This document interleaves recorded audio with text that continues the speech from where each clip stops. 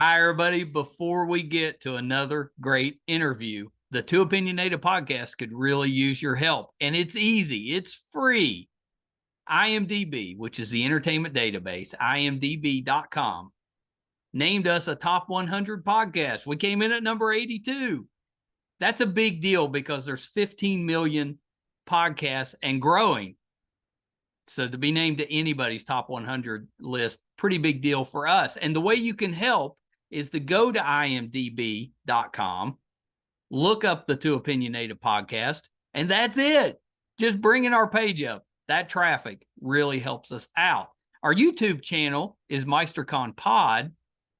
All we ask is that you subscribe. It's also free, but that really helps us to attract these amazing guests that we keep bringing on the program. And that's it. Two easy ways for you to support us, and we would really appreciate the help. Now let's get to that interview. Hi, everybody. Welcome to another edition of Two Opinionated. So excited today. I've got writer-director Rachel Music with me. So welcome, Rachel. Hey, thanks so much for having me. I'm very excited to talk with you.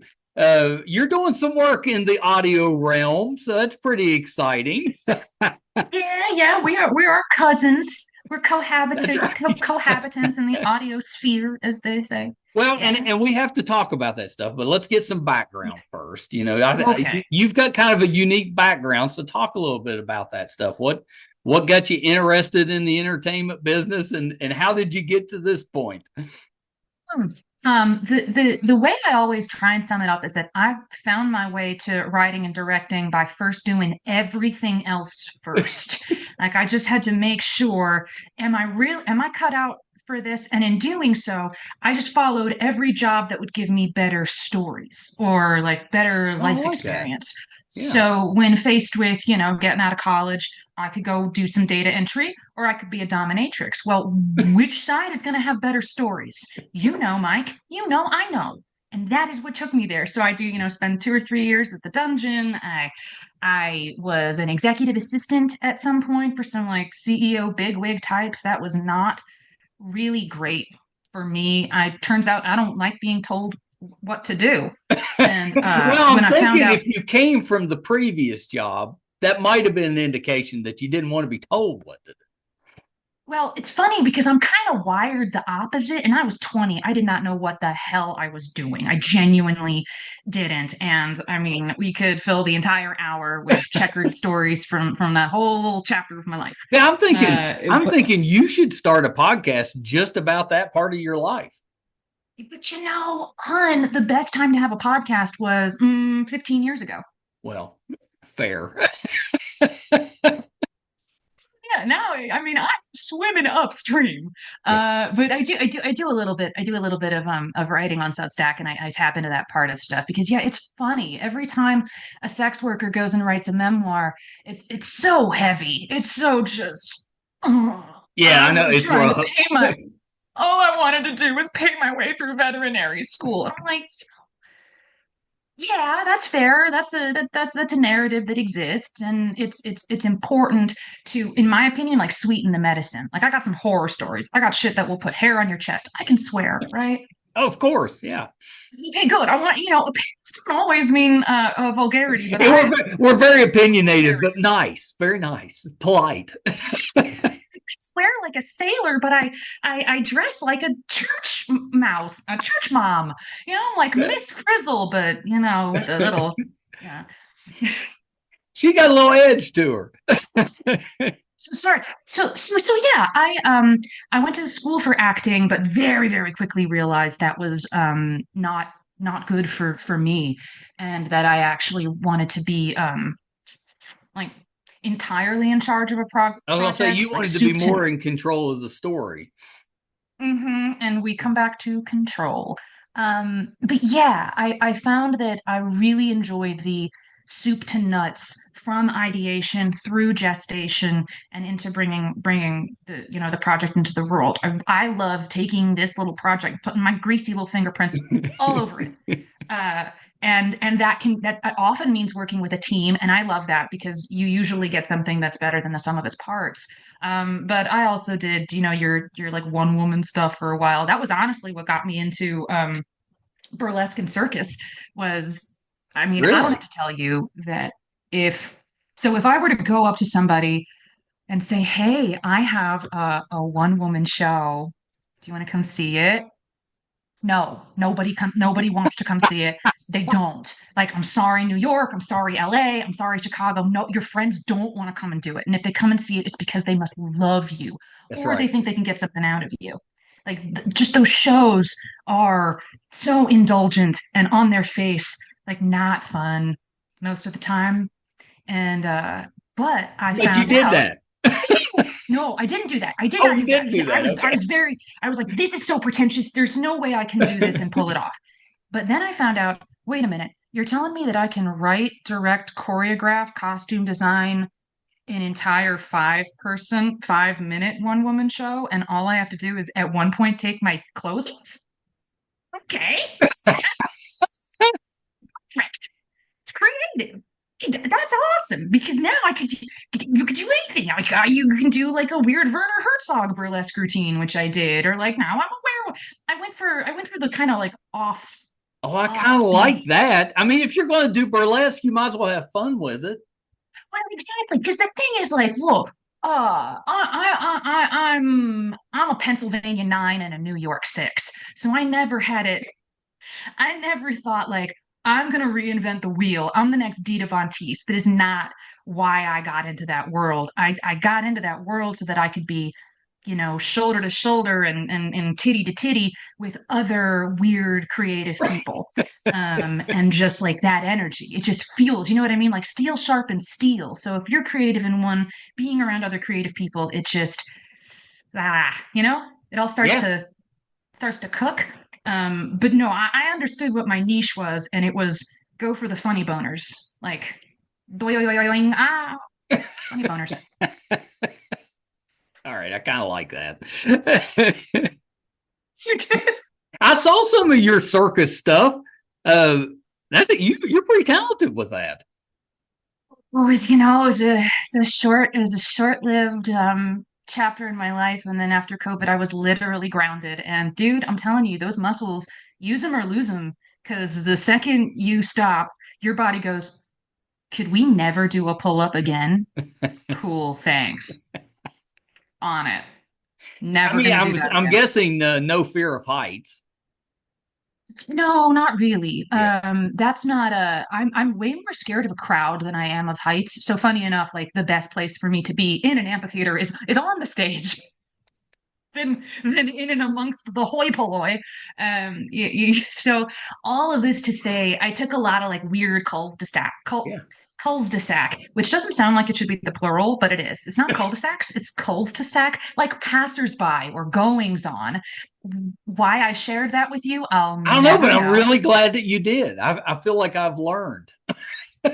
Then this whole hour will have been for what did I say? Miss Fussel.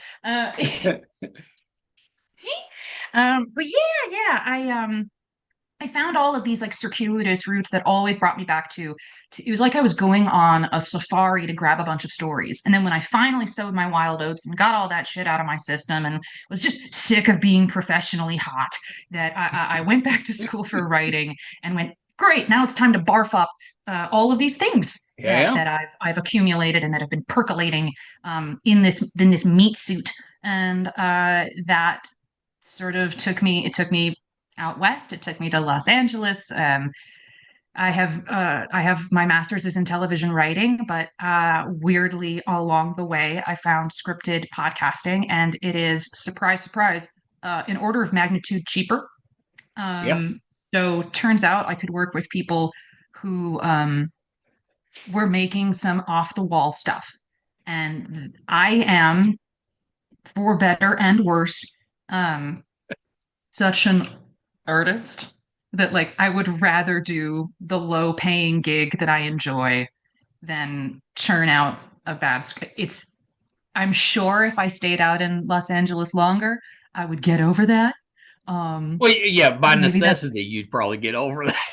you think, but I mean, I work hard. I work just hard enough to do what I want to do, Yeah. Well, and then there's a lot to be said for that, you know? it seems to be paying off. But yeah, that's generally been my approach. I there's a hustle and a grind out here, the grind set, and I don't have it. It's I think there's a difference between understanding when the rubber hits the road and Yeah. knowing, do you have the goods when the goods are required of you? And the people who really are kind of hooked on the grind and hooked on the hustle. That does not I know it really. looks exhausting. Dang, it looks tiresome. Yeah. Just watching them do it. The amount that goes into look, even if you're just doing it for social media, the amount of effort to look busy for a horde of strangers is still too tiresome. Yeah. Like Yeah, you because could go to I mean, Costco with that energy. there's a lot of effort to go into looking busy. Yeah, yeah. I fell into that trap for a long time because it was my go-to. Oh, hey, can we hang out? It's like, oh, I'm so busy. And yes and no. I'm sure you know this because you've been running the show forever. There's a point where you get enough muscle memory and you realize, okay, what are the parts of the job that start to come naturally to me? And autopilot, and whether it's the admin or the hey everybody, welcome to such and such. Maybe that's autopilot for you. What part of the job do you find you can just do in your sleep, and what do you like work anew every time you have to tackle it? Yeah, that's a really good question. Because this is what changed things for me. I had an interview one time where I got the wrong actor written down. So I had two actors from the same publicist, and I wrote the wrong one down that was coming on at that time. And I knew it when that person popped on the screen. So that person popped up. I didn't even know what they were attached to. Didn't have any idea. So about all I had time to do was just glance real quick and get the name of the project. And I was able to have a really good interview. So at that point, I was kind of like, all right, I'm okay, even without prep. I've done this enough. I can get through the interview and it can go well. And that just changed things for me because it took away a lot of the nerves and the Hmm. worry that it's just going to flop, because Yeah. we're closing in now. We should hit 1,000 episodes this summer. And, you do that. I know Yes. it's kind of a big deal, but you do that long enough and, you kind of figure out that it's not going to be a disaster. Even, No. even, even if, the internet crashes and you got to restart or, whatever happens, a dog goes crazy and runs around the room, whatever, part of Yeah. the reason podcasts are fun is everybody kind of gets it. They know Yeah. it's probably not going to be perfect, and that's okay because that's not why we're tuning in. People tune in because they're interested in whoever they're listening to. Yeah. It's a real person thing. That's why I can't get behind the super duper corporate polished. God, I sound like such a turd. Like, do you hear this like edge lord pretentious shit coming out of my mouth? But it's true. I don't have a real affinity for these like hyper corporatized, like slick sounding podcasts because that's not the point to me. Podcasts came around because we used to hang out and people don't hang out We don't hang anymore. out. I Nobody talk hangs about that out. all the time. We used to hang out like you only had three networks. So No. everybody was watching the same thing at the same time. Yeah. so, Yeah. and you couldn't binge. But what you could do is you could sit around and just dissect the heck out of everything that you watched. And that's what we did. Sit around and Dude, just I talk about know. what you watched and about what might happen on the next episode. And I mean, as great as My it is favorite. now, where you got all this content, I think we lost something with that. I agree with you, especially on the TV side, because I love hate sitcoms. I love comedy. I love sitcoms as like the way an anthropologist would, because Right. there's something. Yeah, well, you're good. Think of it this way. Just hear me out. You got like 28 episodes a year, and you're working with a room full of people, so you've got a bunch of different Yeah. minds, and they're all held together by one captain, one showrunner. And what are they writing about? With All in the Family, they're writing about race relations. They're writing about what people are talking about That's in right. their living room at that time. They had a job to communicate to the zeitgeist and say, we're with you in this, we see you, and let's all have this dialogue Yep. together. And I think that's really, really interesting. And the binge model has sort of shattered television and decentralized it into, God, what is it Netflix calls them? Tone clusters, taste clusters. Taste Taste cluster. clusters sounds like a rejected Willy Wonka treat. Uh, um, It sounds like it's got stuff in there that you don't want. It's probably got like pretzels and raisins in there. Okay, now don't you go talking about pretzels that way. Yeah, I knew as soon as I said Pennsylvania. pretzels, there'd be some pushback. I knew. I knew. Nobody pushes back on raisins. Pretzels, though, I get it. Okay, I am also a stan for oatmeal raisin cookies. So I honestly, like oatmeal raisin. Now, I said, see, I'm celiac, so pretzels is an easy one for me because I can't eat them. sure, So that makes sense. that's an easy one for me. But there's a time and a place. Oatmeal raisin cookies, great. Trick or treating, fuck you. Yeah, you do not want those. And you don't Also, and you do not want to give those out. I hated it. I had all these little church ladies passing out little pamphlets and boxes of sun-made raisins taped to the back. It's like, Yep. a prayer card? Give me a Butterfinger, bitch. Like, what is it? On because it's 1997 and that's not a problem yet.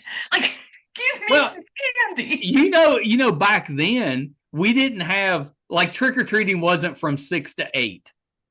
It was just Tuesday. You just went until you were tired of going. When did you stop?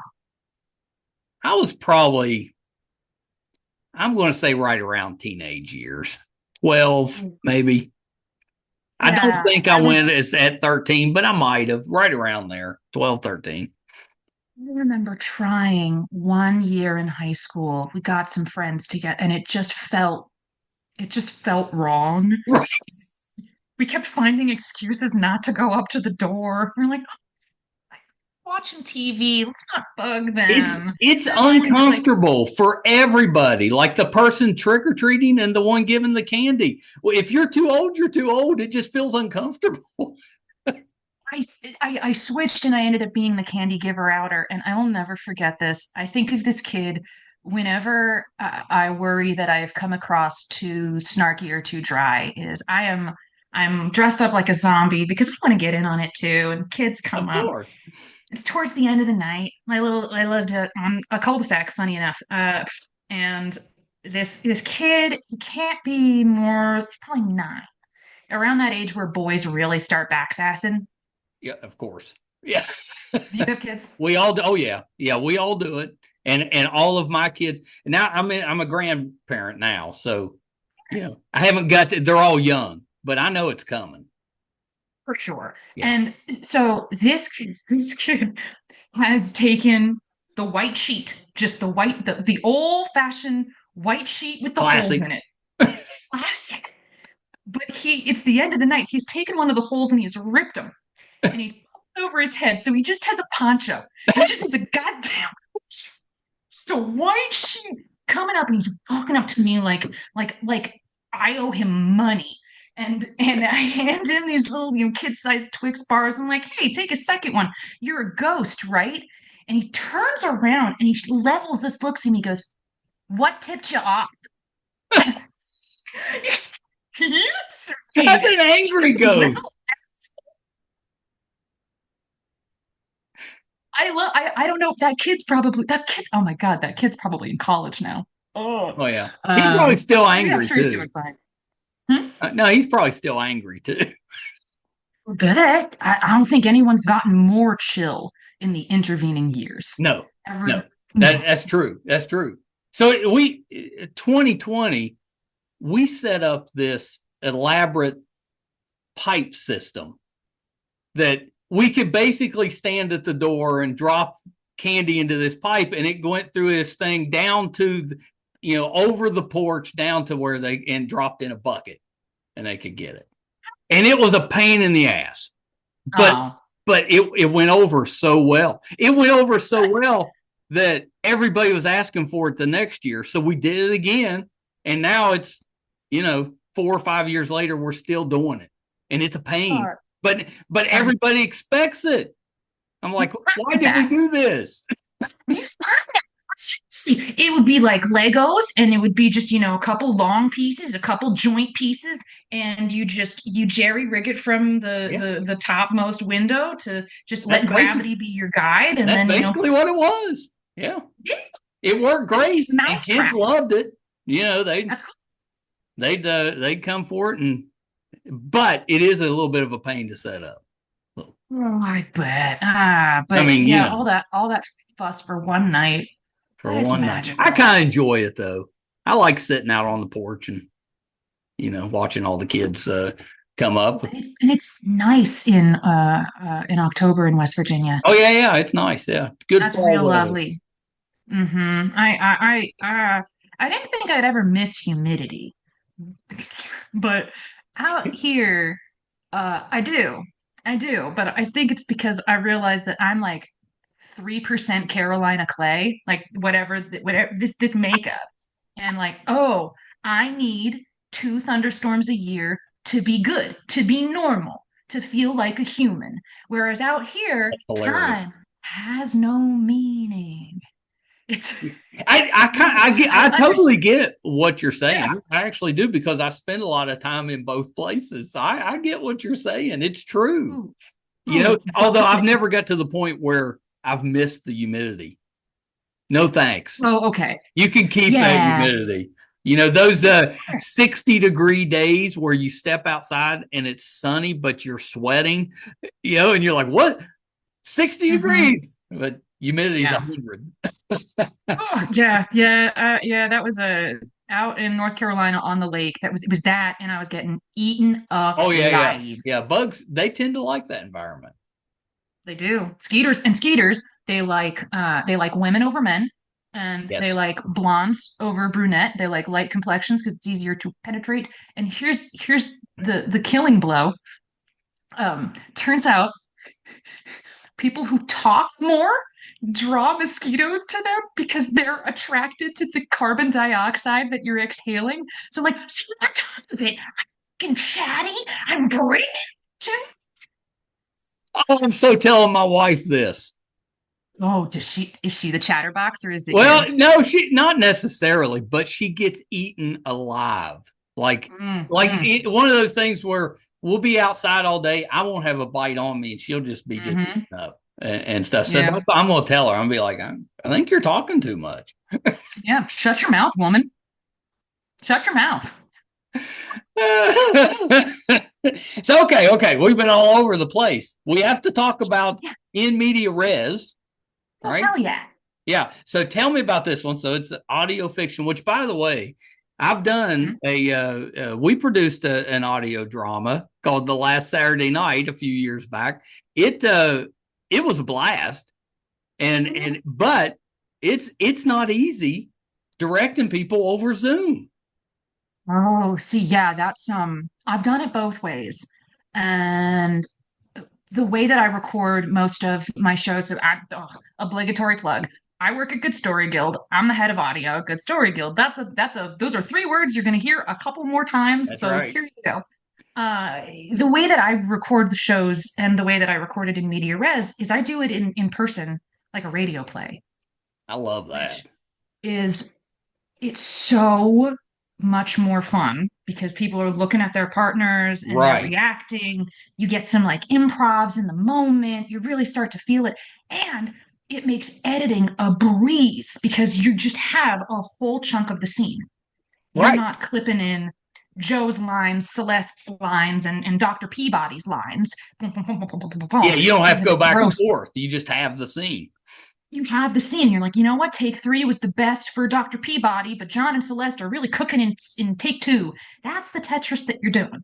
Yeah. Um, but it's really really fun to work in audio fiction because it's closer to theater than it is to television. There's also like something really intimate about not seeing it and having to visualize it. And the actors who I bet they probably played with this when you were directing them. There are things as an expressive emotive person. You learn really quick that the audience won't hear me doing this. That's right. Nobody listening right now knows that I'm furious with you. But I have to put it like in the voice Right. without just shouting at you. And so it's really, really fun to figure out like, oh, there's you have to be even closer to the listener than you would in a TV or a movie. And it makes for just some really tasty moments. And we I've get never plenty heard of those. anybody describe it that way, but that kind of resonates with me. That is what it's like. Yeah, that's pretty neat. Yeah. I mean, it's yeah, you're daredeviling it a little bit. You can't see, and so all of your other senses heighten, and it just sort of refines it. Now, the trade-off is that scripted podcasts are tricky to listen to because it's not like talk radio that you can leave on as a drone in the background. It Right. requires your attention. It requires you to, to tune in and not to drop out. And that usually means that it makes the in my experience, it makes the writing sharper because there is no opportunity where the listener can get bored. You can't. Boredom and confusion is the killer of the audio drama. This murders the audio drama. The second your listener's like, the fuck is happening? Oh, who is that? Oh, who's that? Oh, she sounds like that other one. Yeah. Yeah. Oh, I It'll don't mess want it to. up. You're right. And it'll take you right out of it. Just and so we wrote and rewrote and wrote and rewrote and wrote and rewrote to make sure that everything felt as like engaging and snappy as it could, which included like making this wild album, which I'm sure we'll get to. I should talk about what the project is first, right? That was my next questions. Just, tell us a little bit about it. Thanks for teeing me up, Mike. Also, it's Mike, right? Not Michael. I will answer to either, but normally I go with Mike. Yeah. Okay, just wanted to make sure Yeah. because If you're upset with me, Michael's probably the more appropriate response. yeah, and the middle name so that you really know. Oh yeah, yeah. Now if you use my middle name, I'm just going to assume I'm in trouble and I'm out. Well, until you tell me, I'm going to assume it's Ignatius. Michael Ignatius Wall, you get down here. I wish it was. That I kind of like that.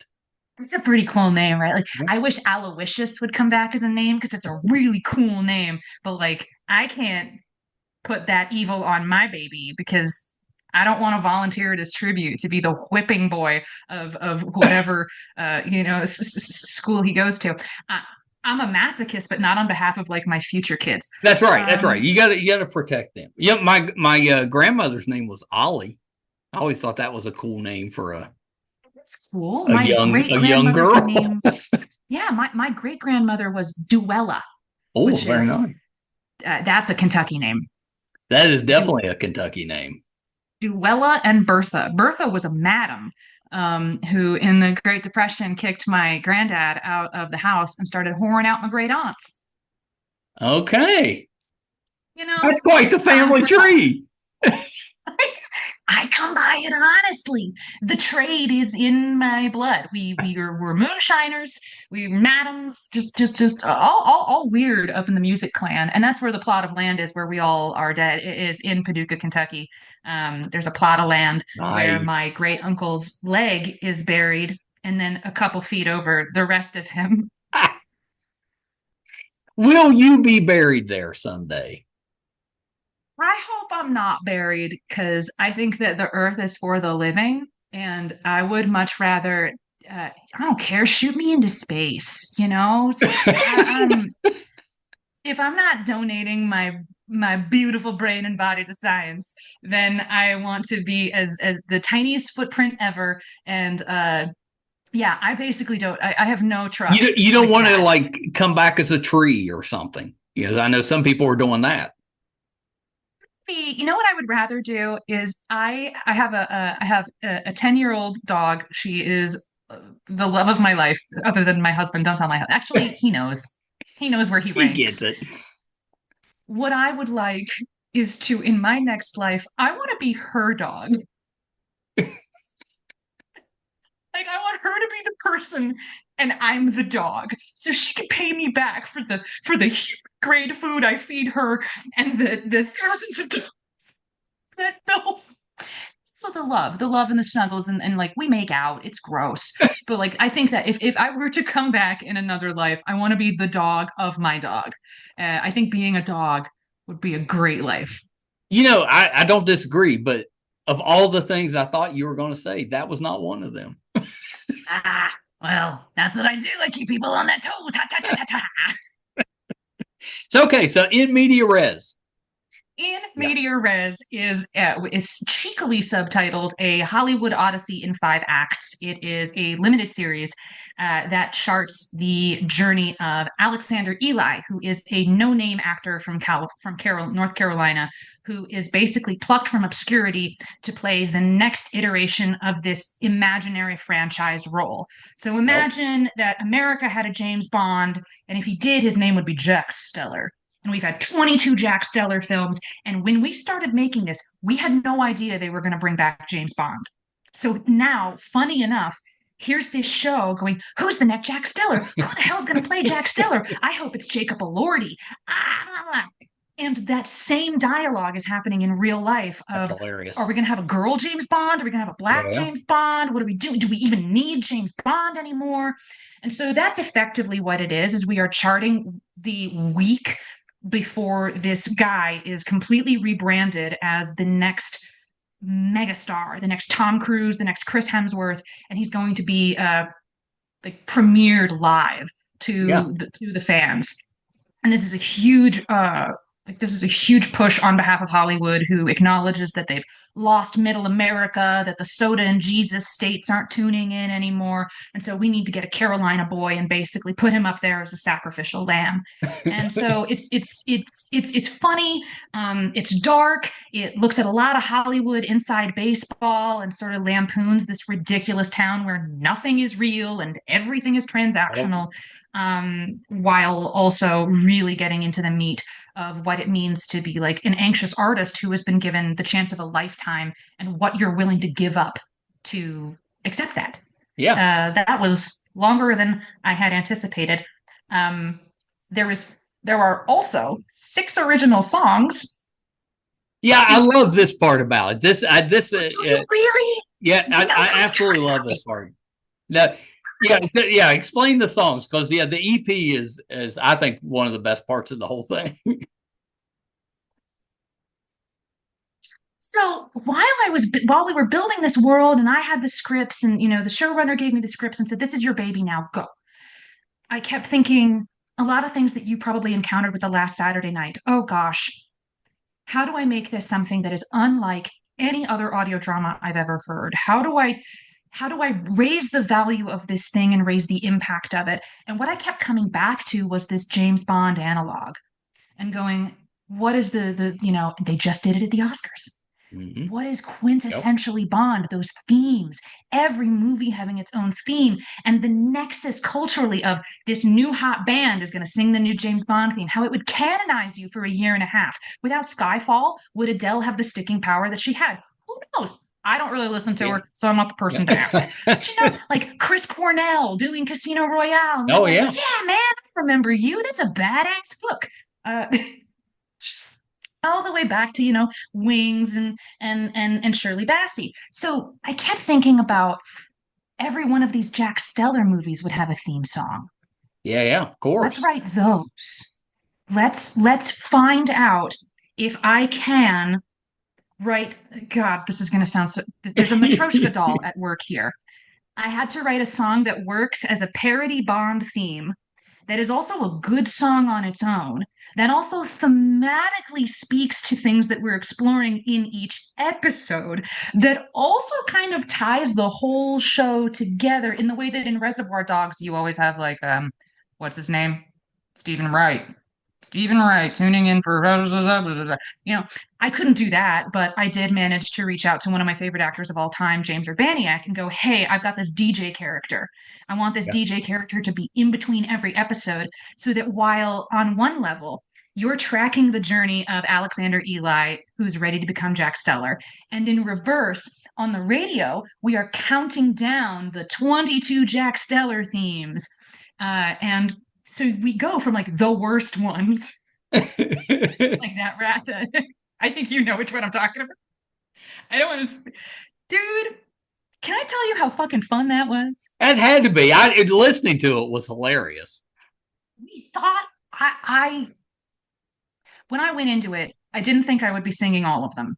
I thought certainly we would get a rapper to do this track. The track I'm talking about, listeners, is called Blood in the Water. I also invented all the names of the artists. Like, at no point is it like Rachel Music sings these songs because fuck that. That's not the point. That's right. I'm not That's doing right. this for the glory. I'm doing it for the bit. I'm committed to the bit here. And therefore, like, I have to figure out what every Jack Steller movie was, when it was, what kind of theme it had.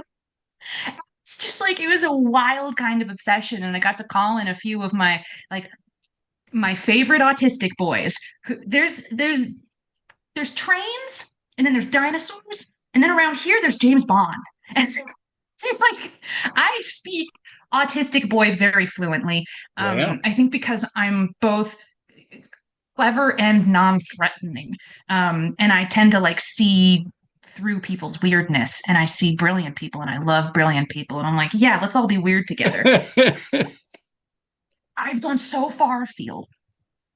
There are these songs that track the franchise. And it's my favorite part of the project. And 2 days before we were going to record, we did not have a rapper for Blood in the Water. And so I stayed up all night rewriting the lyrics so that a female singer could do it. And Medusa the Seducer was born. And I have never had to do something before or since quite at that level. But I'm not going to lie, Mike. I think I might have missed out on a career. I think you might have. A Rage Against the Some of them are. Machine I mean, cover some of band. them are hilarious, but some of them are legit good. That's exactly what I wanted. Half of them are goofy while also being catchy and good. And we play the parody real close to the vest. So like you kind of, especially there's the country one, you don't know it's a joke until like 2/3 through the song. Right. Yeah. And then half of the tracks are just good songs. Like we had to do our version of Goldfinger. We had to do our version of The World Is Not Enough. And we did. And then the sixth one is just the theme for the show, Right. which is the title of the EP, so Shangri Los Angeles, which was just me deciding what would happen if, I don't know, if Kate Bush was pegging the Chili Peppers consensually, while Chicago watched from the corner. That is how I think this song sounds. I, It's Kate Bush running a train on the Chili Peppers, which I don't think is really explored enough. Like a lady could it is a genre that we haven't heard much from. think so. West Coast neo noir witch pop. Uh, but I'm not a marketer or a publicist, so like I was probably the worst person to come on your show, bud, because I'm not good at talking about things in like a succinct or punchy way. I can just Yeah, sort but you of make it talk. entertaining, which is probably better. I hope that's the trade-off. When we're done, I will forget everything I've said. I'm in a fugue state right now. I'm just keeping the ball in the air, enjoying your company, You and know trying to get that's done. not terrible. Like if you have to do a bunch of interviews about the same subject, if you never remember them, that's not terrible. Yeah, as long as I don't lie. I just have to remember, like, don't lie. Because if all these interviews come out at the same time, I'm like, on a second. She said it was her cousin who had only one leg. I'm like, I'm never gonna lie about great Uncle Calvin. I can't. He's he's my kin. He's That's right. That's whatever. right. But like, it's not worth it. I don't have the wherewithal to keep up with it. So really, yeah, it's just I kind of jump in feet first, and I go off of the interviewer. That's what I bounce off of, rather than like if I feel somebody's going to ask me the stodgy all the questions and like, this is basically like fresh air with Terry Gross. Then yeah, I'll smarten up You'll and try straighten it my up a little whatever. bit. Yeah, I'll button it up a little bit, but I don't get that vibe from you. Well, I appreciate that. I hope not. I try to just have a conversation and just kind of see where it goes. Sometimes it That's goes places I'm not expecting.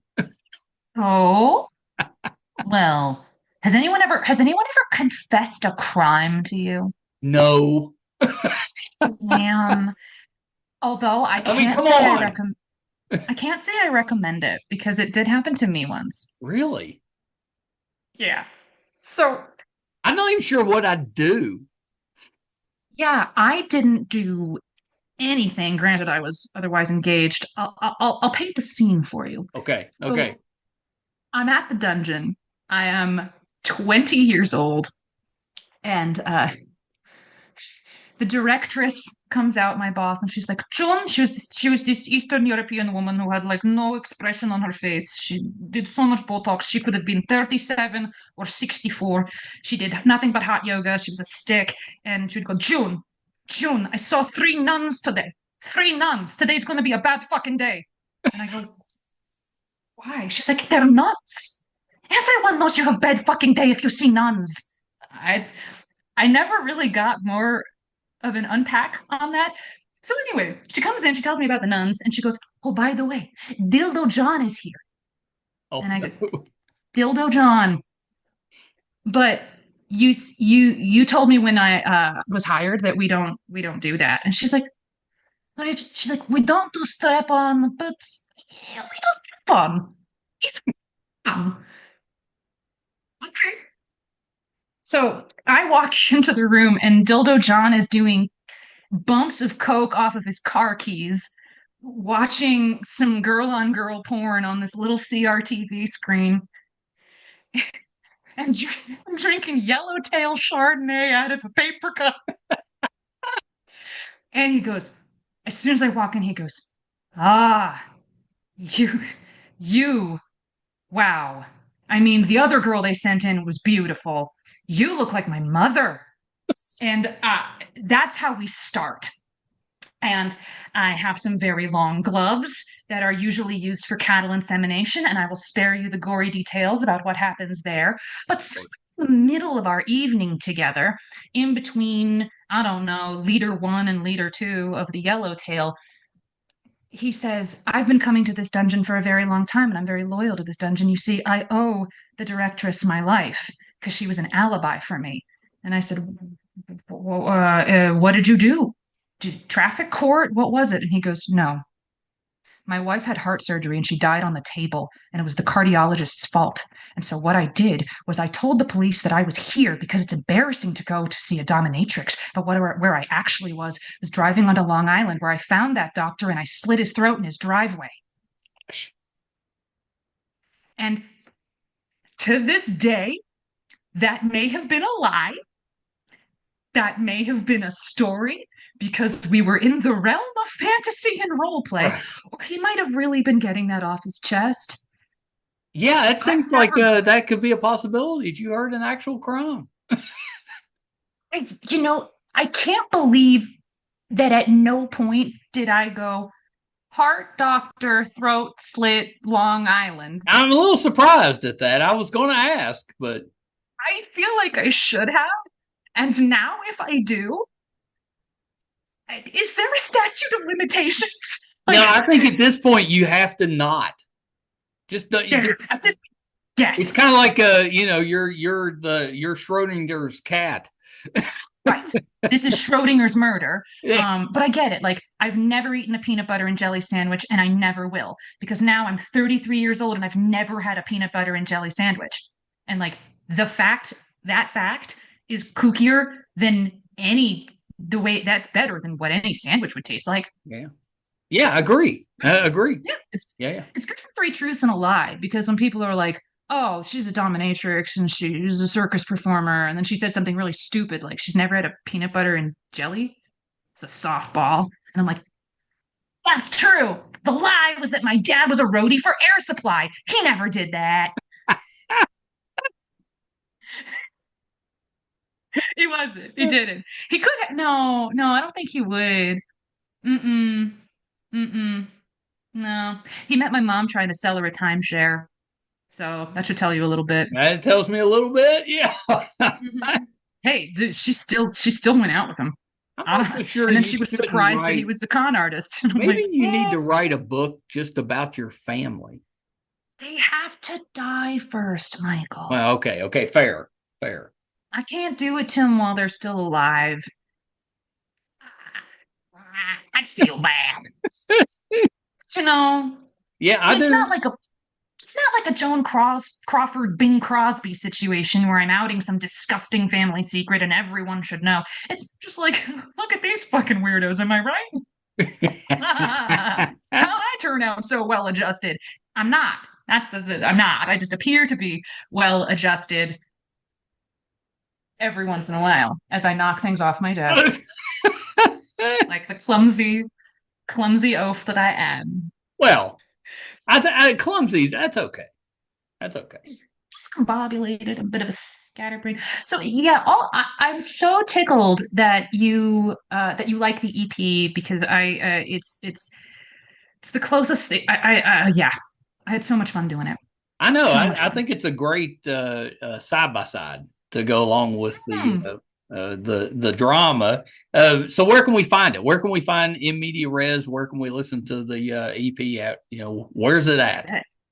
So in media res is wherever you listen to podcasts. So whatever you're listening to right now, guess what?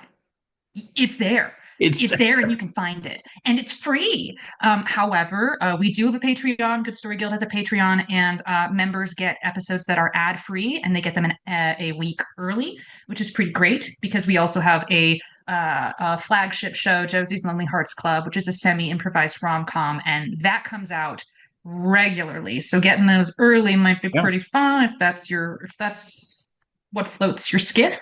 The EP is on Spotify, it's on Apple Podcast, it's on YouTube. If you look up Shangri Los Angeles or Michelle Sudduth and Rachel Music, then you'll find this kind of wacky 6 song concept album that Yeah, they certainly definitely nobody. need to go find it. It's worth it. Yeah. I have friends who are like, you should play that song on legit country stations. And if I knew any country stations, I'd float it. I'd throw it their way. Because I Yeah, think it's yeah, you should. It's really good. I mean, Karen Carpenter, eat your heart out. There's a little dolly in there too. There's a little Well, dolly. Rachel, but before we wrap up, where can we find you on social media? Oh, me? I'm not too active on social media, but if you are compelled, I am occasionally on Instagram at the.instigatrix, like instigator, but with a vagina. And I also do some writing on Substack under the label Torch Songs, like Olympic Torch Yeah, yeah, I catchy like that one. songs. Oh, thank you. Yeah, yeah. Well, I hope you'll come back for a part two because I've had the best time. Oh my God, Michael, this has been a blast. I only have this WeWork for another 2 weeks. I'm glad I got to Me do some too. fun in it. Anytime, you just hit me up. I'll be back to give you more hair-raising stories about I don't know, Dildo John. I could use some of those. Feel you. All right, Hey, thank you so Rachel, much. This has been a you're blast. so welcome. Yeah, definitely. We'll have to do a part two at some point. I love it. All right, I cannot wait. Yeah, me too. Me too. Okay, hold on one second. Rachel, music. How fun was she? She absolutely was a blast. I loved her. Do yourself a favor, check out In Media Res. I also like she's had a few of them on there. Divorce Ranch and Lex Lines, I think was the name of it. Both of those really, really good audio dramas. So check those out in media res is available now, and you definitely will not go wrong checking out the music for that. That EP is top notch. It's terrific. Rachel's got a terrific voice. She's a really talented singer.